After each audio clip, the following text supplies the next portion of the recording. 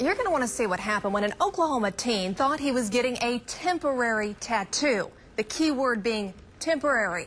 The product that was applied to his skin was used illegally. So why is it being sold here in Oklahoma, even at our state fair? Take a look at what our Consumer Watch team found. I just thought it was cool. For Mason Dickerson, a high school senior, getting the name Kylie on his back didn't seem like a big deal. After all, this tattoo was supposed to be temporary. We've been dating for 3 weeks, so I was like, hey, you know what, I'll get a cross with your name. Never did he think within a week his back would look like this. I started freaking out. So did his mom, who took him straight to the doctor. He said basically it's a chemical burn. It may fade over time, it may not. It's at this year's Oklahoma State Fair that Mason got the body art. A guy by the name of Orrin Erkin had a booth and was doing what's known as Black Henna. For centuries, henna, which is derived from a plant and considered safe, has been used to decorate the skin before celebrations. It temporarily dyes the skin a reddish-brown color. But black henna isn't really henna at all. It's typically black hair dye, which contains a chemical called paraphenylenediamine, or PPD.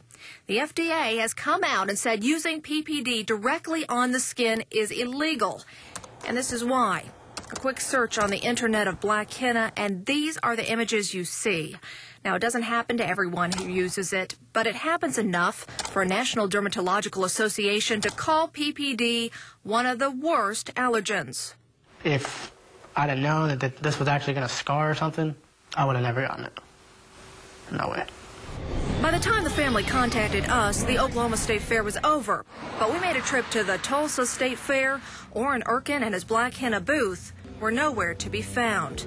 And while we saw several booths applying body art, none of the vendors were using black henna, and for good reason. I swear, man, I've seen people actually have it branded on them for life. That's exactly why this fair vendor switched from using black henna to a natural extract. That I'd never put it on my skin, so why would you put it on yours? Then why do some vendors still use it? It boils down to profit. You can go to Sally's Beauty Supply and buy that stuff. It's Bigen Oriental hair dye. That's what it is. And it's $4 or $5 a case, and you're making $1,000 off of it. So we went to the Oklahoma State Department of Health to find out why the state's not stepping in to stop its use.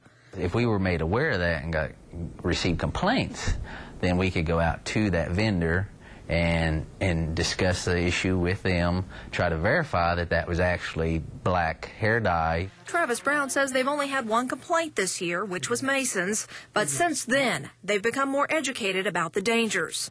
I will probably make calls to the State Fair Board. The State Fair Board already knows. We called them and they tell us starting next year, before leasing a booth, henna artists will be required to provide an affidavit stating their ink does not have PPD. Now, we did finally reach Orrin Erkin on the phone, and he says he doesn't quite know what's in the temporary dye he buys. Who knows which one is real henna or fake henna? I don't know. But he says he's been using it for 10 years, and this is the first time someone's had a reaction. And that reaction seems to be fading. After taking medication, Mason's shoulder's looking better. But his mom just wants to make sure no one else has to wonder if they'll have a permanent reminder of their temporary tattoo. Now, Mason's skin is healing even more since we talked with him last, and it's a good thing. We did check, and he and Kylie are no longer an item. Now, while the FDA regulates what's in black henna, they do not regulate the application of it. So if you want a temporary tattoo, just make sure you ask what's in it. If they can't tell you, walk away. But we also talked with State Representative Harold Wright. We told him about this, and he says he is now working on legislation to possibly ban PPD use in temporary tattoos. We're here to keep an eye out for you.